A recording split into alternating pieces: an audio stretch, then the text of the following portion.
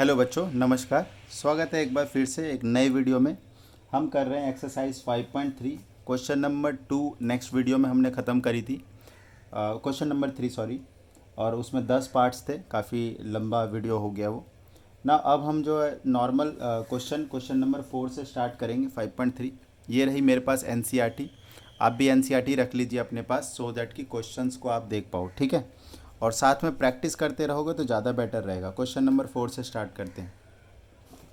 Question number 4, अब इसके parts नहीं है, सिंगल सिंगल क्वेश्चन है तो जल्दी जल्दी ख़त्म होंगे और ज़्यादा क्वेश्चंस हम एक वीडियो में ले पाएंगे। तो कहता है कि how many terms must be taken to give a sum of 636। तो बेटा एस एन आपको 636 दिया हुआ है और ए पी जो है ना वो ए पी मैं यहाँ लिख देता हूँ 9, 17, 25। इस तरीके से ये ए पी है। तो इस ए पी में देखो फर्स्ट टर्म क्या है 9 है, डी कितना है 17 माइनस 9 करोगे तो 8 आ जाएगा। एन निकालना है आपको, क्या निकालना है, नंबर ऑफ टर्म्स एन निकालना है। तो एस एन आपको गिवन है, एस एन का फॉर्मूला लगा दो, N upon 2, 2a plus N minus 1 into D. S N है 636, एन निकालना है आपको, ये 2 इंटू में ए है 9, एन माइनस 1 और डी कितना है 8 है। तो ये इधर जाके मल्टीप्लाई होगा तो 1272, एन को यहीं रहने देते हैं। 18 प्लस 8n माइनस 8, ठीक है।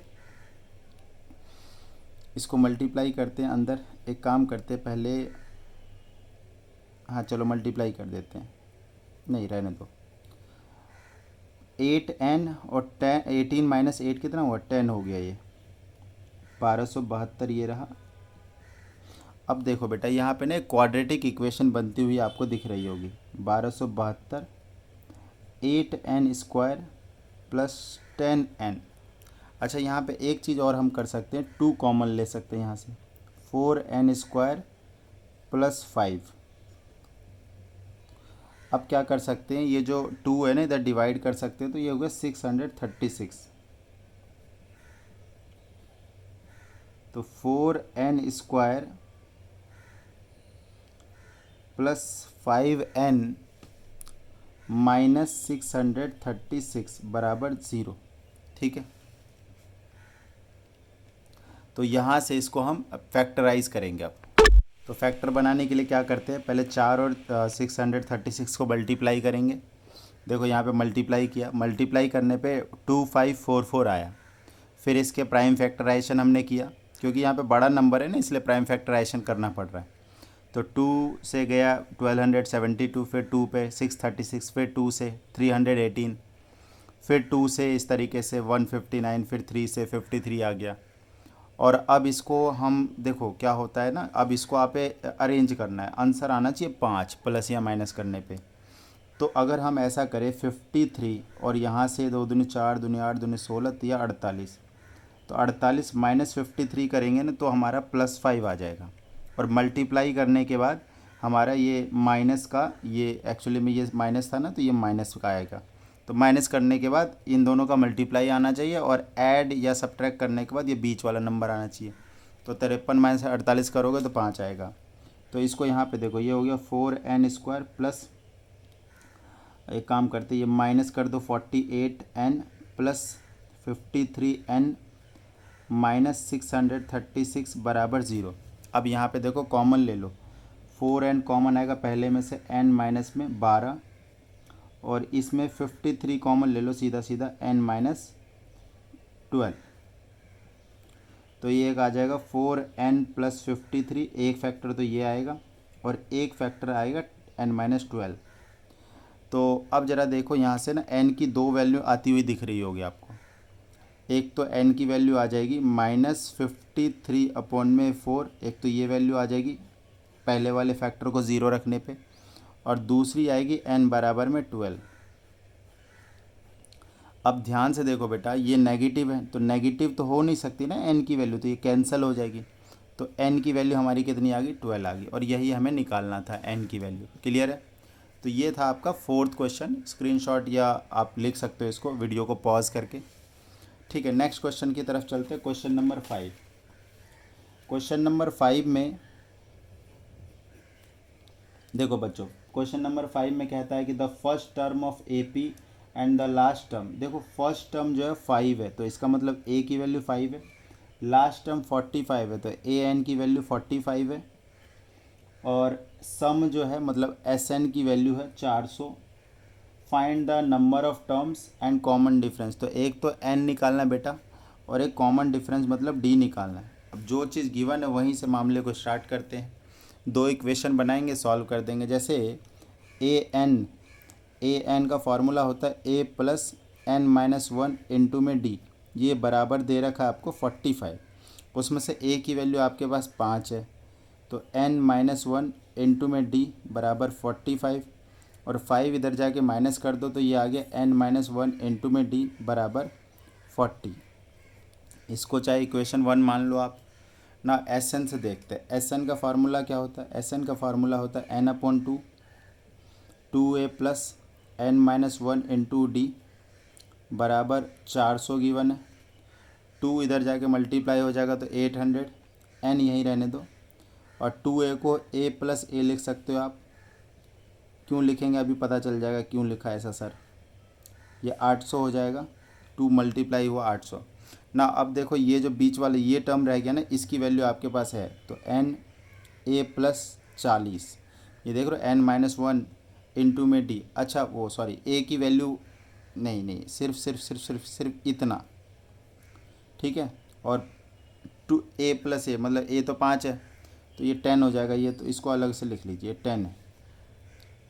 और इसकी पूरे की इसकी वैल्यू आपने लिख दी 40, तो 800।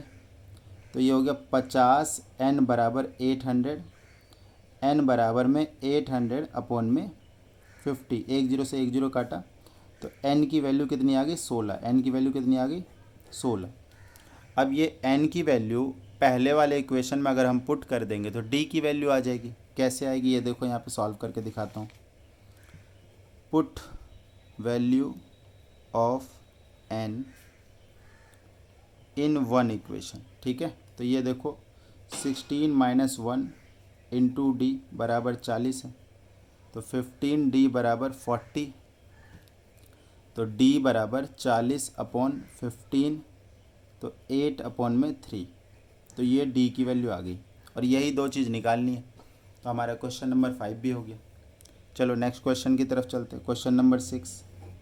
क्वेश्चन नंबर 6 देखो यहाँ पे पढ़ाता हूँ आपको।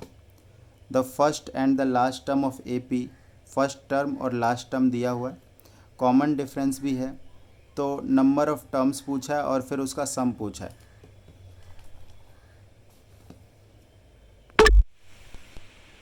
ए की वैल्यू आपके पास है 5 और ए एन की वैल्यू है आपके पास 45। और सम, अच्छा नहीं, ये वाला क्वेश्चन हमने कर लिया था। 6th क्वेश्चन है ये। ए की वैल्यू 6th क्वेश्चन में है 17 और ए एन की वैल्यू है 350। कॉमन डिफरेंस की वैल्यू है 9। तो हाउ मेनी टर्म्स, एन पूछा है और एस एन पूछा है, ठीक है। थोड़ा सा अलग है पहले वाले से।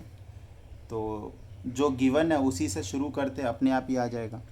जैसे ए एन बराबर क्या होता है, A plus N minus one into D. 350 value given है, देख लो यहाँ पे। ए की वैल्यू 17, डी की वैल्यू 9।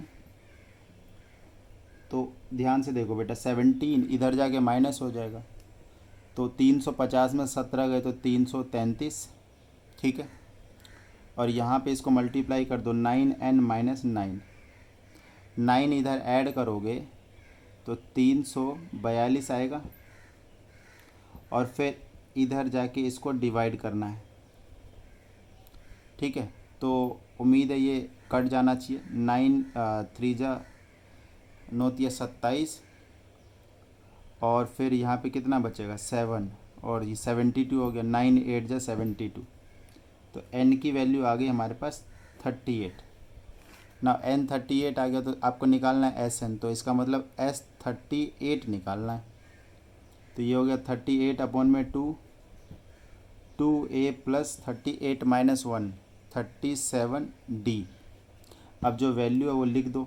ये 19 हो गया, A 17 है, डबल कर दो तो ये 34 हो गया, और 37 इंटू डी है 9, वैल्यू पुट कर देंगे तो 34 और इसको मल्टीप्लाई 9 7 63, 6 9 27 6 33, 19 गुणा इसको ऐड करेंगे तो 43 53 63 367।